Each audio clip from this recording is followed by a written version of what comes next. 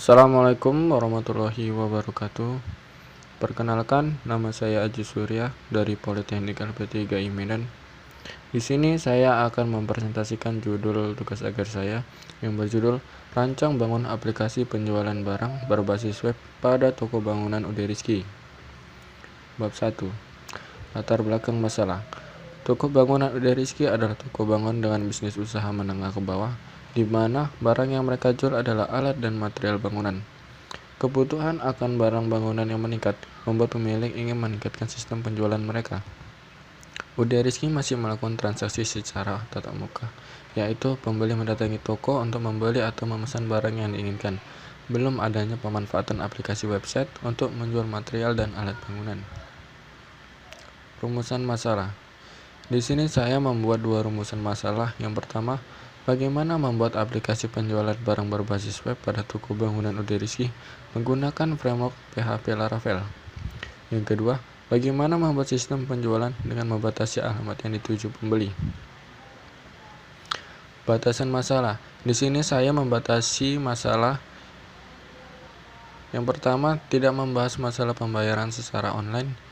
Yang kedua, tidak membahas laporan keuangan seperti akuntansi. 3. Tujuan penelitian.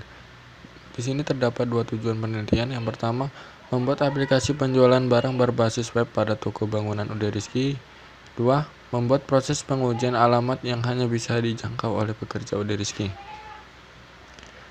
Pemanfaatan penelitian.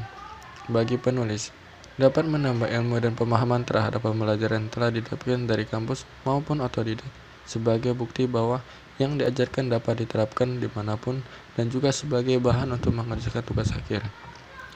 Bagi pengguna, aplikasi penjualan barang UD Rizky ini diharapkan mempermudah proses pembelian secara online tanpa harus pergi ke toko untuk membeli barang yang diinginkan. Bagi Politeknik LP3 Medan, dapat menjadi tolak ukur penilaian pengajar dan memberikan pembelajaran kepada mahasiswa-mahasiswi dan dapat mengembangkan lagi proses mengajarnya supaya dapat menjadikan mahasiswa-mahasiswi sebagai lulusan yang kompeten. Bab 2. Landasan teori. Yang pertama, pengertian sistem informasi. Di sini saya mengambil dari jurnal Yeni Anggreni, Doyana Pasha dan Damayanti dan Aan Setiawan pada tahun 2020. Sistem adalah suatu jaringan kerja dari prosedur yang saling berhubungan, berkumpul bersama-sama untuk melakukan sasaran tertentu. Sedangkan informasi adalah data yang diolah menjadi bentuk yang lebih berguna dan lebih berarti bagi penerimanya. Jadi, dapat disimpulkan bahwa sistem informasi adalah suatu sistem yang di dalamnya suatu sistem di dalam suatu organisasi mempertemukan kebutuhan pengolahan transaksi harian, mendukung operasi, bersifat manajerial dan kegiatan strategi dari suatu organisasi tertentu dengan laporan-laporan yang dibutuhkan. Yang kedua, pengertian penjualan. Berdasarkan jurnal Yeni Anggraeni, Doyana Pasha, Damayanti, dan Aan Setiawan 2020, penjualan adalah sebuah sistem yang melibatkan sumber daya dari dalam suatu organisasi, prosedur data, maupun sarana pendukung untuk mengoperasikan sistem penjualan sehingga menghasilkan informasi yang berguna bagi pihak manajemen di dalam pengambilan suatu keputusan yang diinginkan. Yang ketiga, pengertian sistem informasi penjualan. Berdasarkan jurnal Anggraeni, Doyana Pasha, Damayanti, dan Aan Setiawan 2020, sistem informasi penjualan adalah subsistem informasi bisnis yang menyangkup kumpulan prosedur yang melaksanakan, mencatat, mengkalkulasi, membuat dokumen, dan informasi penjualan untuk keperluan manajemen, mulai dari diterimanya order penjualan sampai mencatat timbulnya tagihan. Bab 3. Tempat dan jadwal penelitian. Penelitian ini saya lakukan di toko bangunan UD Rizky yang beralamat di Desa Melati 2, Kecamatan Perpogan, Dusun Saitontong. Waktu penelitian disusun berdasarkan sistematika ataupun tahapan yang dimulai dan di pelaksanaan penelitian hingga ke tahap sidang tugas akhir. Metode pengumpulan data. Di sini saya menggunakan dua metode pengumpulan data. Yang pertama yaitu metode wawancara. Saya mengumpulkan data dengan mengajukan wawancara pada pemilik toko bangunan.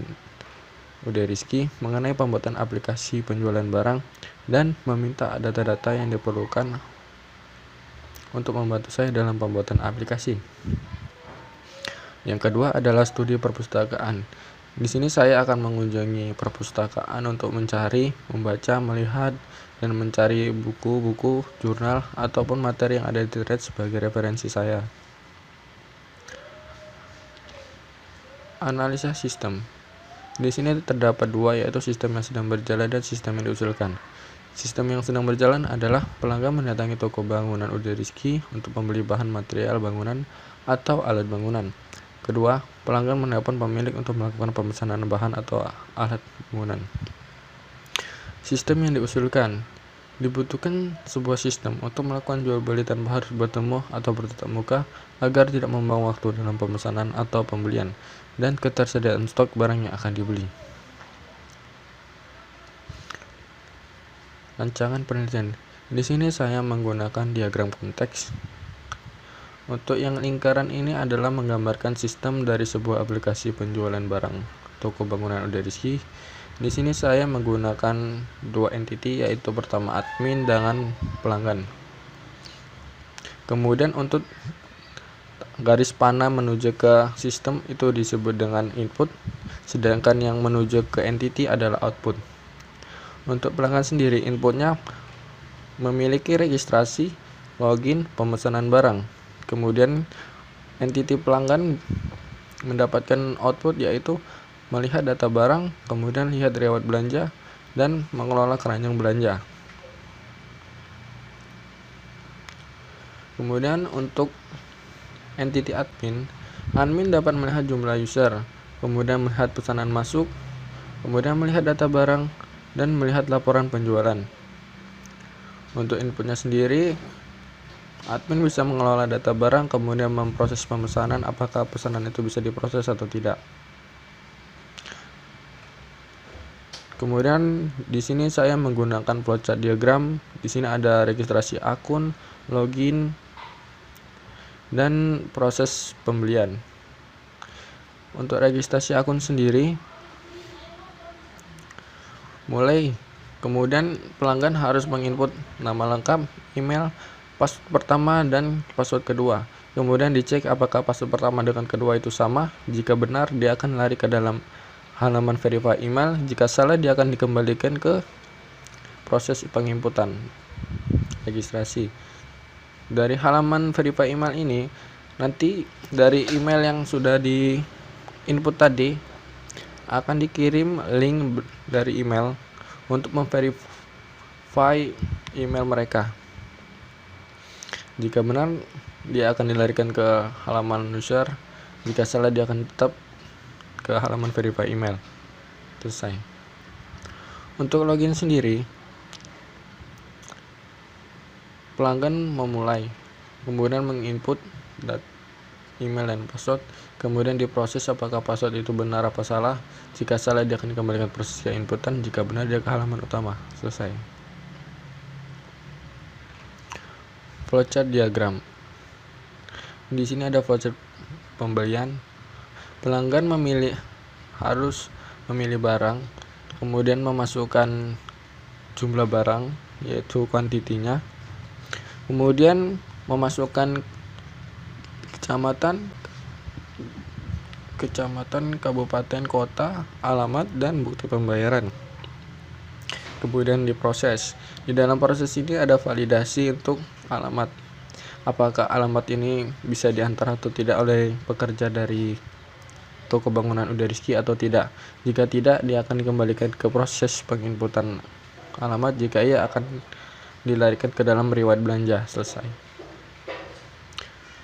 Terakhir adalah rancangan penelitian. Ini adalah halaman utama dari aplikasi website yang akan saya buat.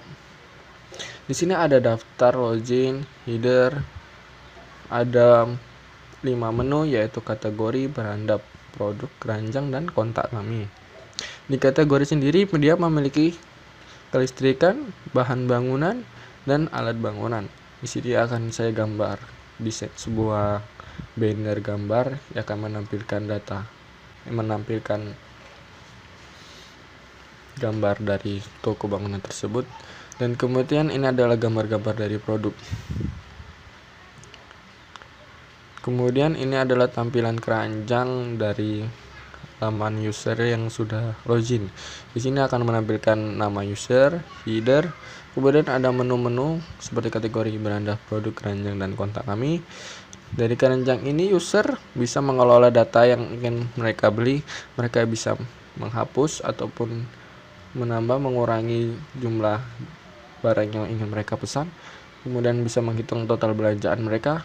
Kemudian pelanggan harus memasukkan jumlah yang mereka bayar, kemudian mengirim bukti pembayaran untuk diproses.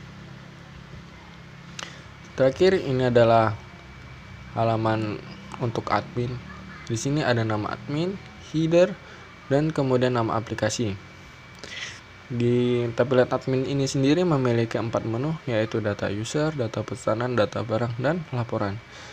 Dan ini adalah tampilan data pesanan, akan menampilkan data, nama pelanggan, email, bukti pembayaran, dan aksi. Sekian dari presentasi saya.